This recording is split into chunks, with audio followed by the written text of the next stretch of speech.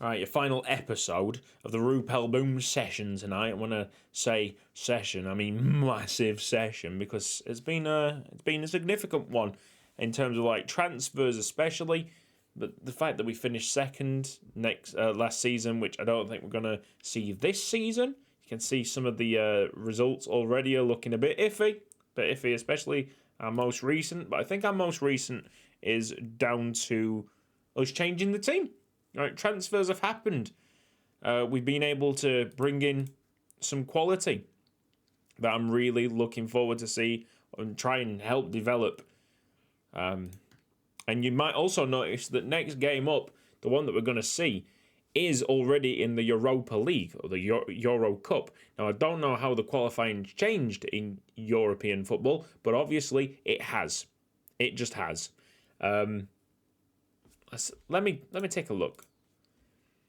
So this was League Path qualifying. So there's a championship, there's a champions path and a league path. There's a playoff, so we weren't the last qualifying round at all. It's so strange, so odd. But anyway, yeah, we're in the Europa League. There was no other qualifying to get through it. We're here, we got Bate Borisov, we got AEK Athens, and we got PSV in our group. So it's an interesting one. I wish we could play Yora De Wolf against PSV. That would be hilarious, but it's not going to happen because he's still on loan to them. Or maybe that is available. I don't know, man. If it is available, PSV at home with Yora De Wolf on the wing, who's essentially been our player for the last 4 or 5 years. I mean, he must have seen PSV a little bit, but not massively. Yeah, but this is it, a proper European entrant, should we say. Of course, we've done qualification, and I mean, our second qualification game, we had a better showing at least, drawing 1-1. Anything that I really need to talk about? I believe so. In this Belgian Cup 5th round, I know it was only the Belgian Cup, but we made a debut with Henry Verrath, and he got a hat trick. We'll show you a bit more about Henry Verrath in a second. Let's talk about the massive transfer, yeah? Mikel Andre has been sold to Standard Liège for £15 million. 15 big ones. You can't really say no to that kind of stuff. And in turn, we have smashed our own transfer record to bring in 3.5 million Julian Lysen, who is a holding midfielder who we're going to train up to be a right back. I'm fairly certain he'll be able to do that. And Henry Verreth is the central midfielder that's going to be partnering up Nazareno Mena in the middle of the park. Got there in the end. So that's the two big ones. And of course, Johan Kamps got that signing all done and dusted. Potential abilities just dropped off. That's a bit of a shame. We've also got this Czech Republic defender, central defender, but only 9 determination. But he was pretty cheap, relatively cheap.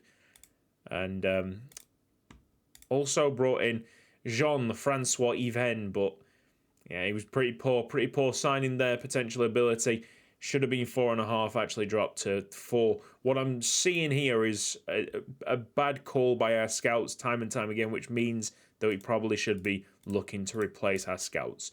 But even so, even with the mistakes along the way, the scouts are bringing back some players that we can definitely make serious profits on in the future. Hopefully more of the Mikel Andre sale. I can't believe Stanley Liège have signed him up for £15 million.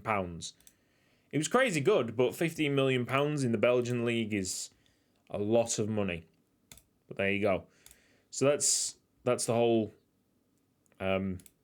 transfers in. We also need to talk about Saranic. Always got a place in my heart. Fantastic goal scorer.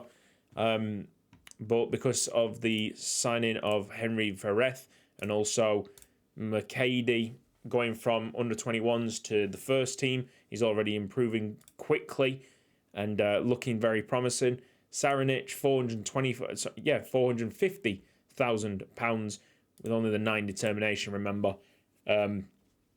Probably just a better time to move him on. He's going to be a big, significant loss, and one of the reasons why we are struggling at the moment getting results, losing that 4-0. It hurts a bit. We've also got rid of Simunic, the right-hand-sided player that could play in the middle if we desperately needed it. We've got rid of... Oh, that one was poor. Cancelo going to Ghent. Remember that we signed him up for £575,000. It's amazing that we even got any money for him, to be honest.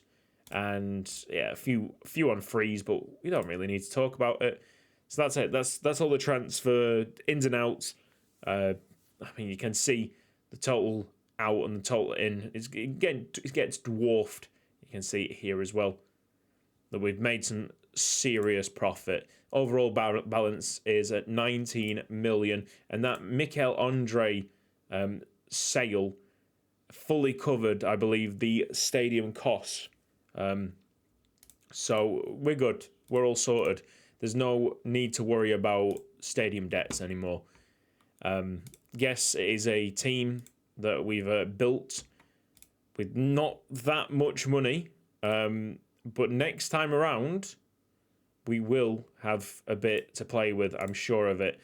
Big shout out to Severio Elshot, who's still here, and I honestly don't think we'll see the back of, because he's not got that potential. So any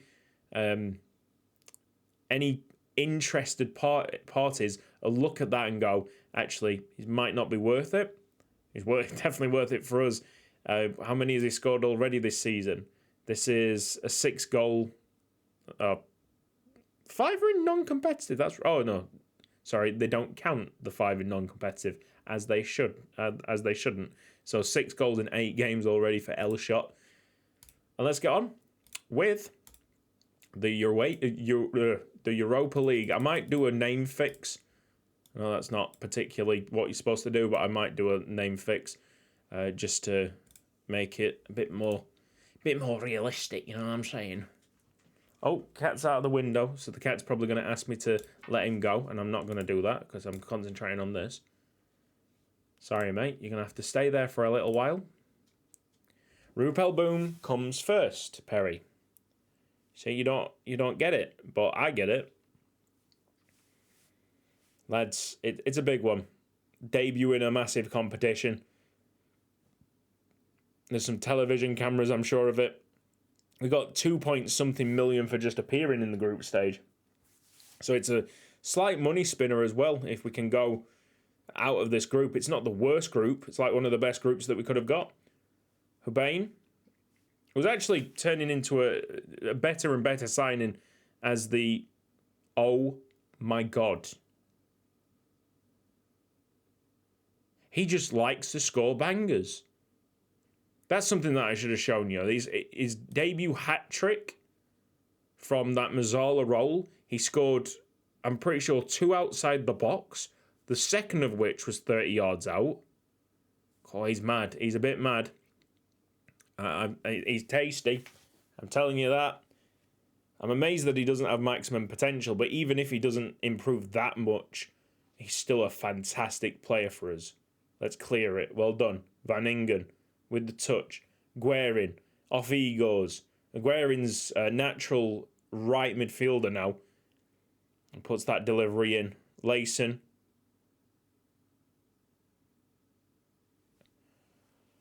What a player he is. Holy shit. Holy shit.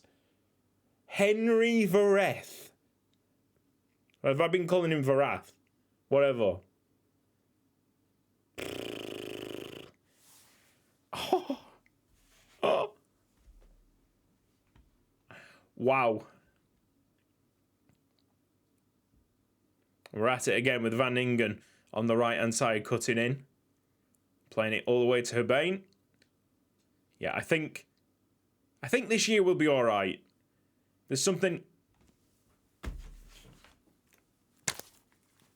we're never going to see a performance like this again. That's it. I might as well just pack up. That's it. He scored a hat-trick like that. Nah. I've never seen the likes. Even if he's not like top quality, top potential, you can't argue with that. I'm sorry, you can't argue with the fact that he's just stuck a hat-trick in 17 minutes in our first ever proper match in the European competition. That's absolutely incredible. I'm speechless. I'm speechless. That's something remarkable we've just witnessed. I'm very pleased that we're recording this match. Oh, we're in with the missed head up. Could have got a fourth. I mean, Bartek Borisov right now must be looking at each other and going, what the fuck has just happened? I apologise for swearing, but genuinely, what the fuck has just happened? Henry Vereth. What a signing. Yeah, keep it going, lads. That is unbelievable. We're getting out of this group, and we're going to make some money for this club. This next stage now, we got it all set up. The foundations are there to not get relegated, to at least keep me in the job. Now it's just about money, purchasing really good players. And to purchase really good players, we need to upgrade the scouts, I think. The scouts clearly have shown through the last couple of months, say all year to be honest, how they've scouted and really brought up poor players. They're not good enough. They're not ready for it. They're not capable of doing it. So we'll try and find some people that are better at finding potential.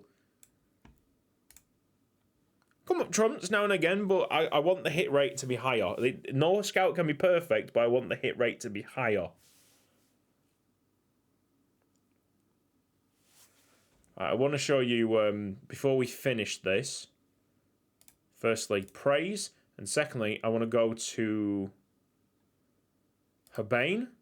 Yeah, because his potential ability has now gone up to max, so that is now looking like a thumbs up. It's a lot of weekly wage, but it's looking there. I don't know, man. So strange. Hopefully, the Varath, the staff members decide that Varath is actually a maximum as well. Elshot, I don't know. It's weird because he has scored like plenty already this season, but it doesn't look like he's going to be as deadly. This could be the decline, which is weird because he's probably only young. Oh, no, this could be the decline. I'm seeing a lot more one-on-one misses as well. This is when the game probably is like, you should have taken the offer when we could have got. But honestly, who's going to take a £5 million offer for Elshot that I think was coming in from Charleroi or maybe even Standard Liège when they had that money? When he's scoring 51 goals in a season, like, no one's going to do that. Next year, if someone offers a couple of million, yeah, maybe. If he's this kind of quality all the way through, he's probably only going to get about 30 goals, and I think we could replace him at that standard. It's another. Oh my goodness, we get £520,000 for just winning. Yeah, Henry Vereth. Come on, give him top potential. This is ridiculous. Let's have a look at this schedule. Because I want to go into this Belgian Cup 5th round and actually show you the first 2 goals. Mind you, this is like 44 and 50 minutes into his first ever game for the club.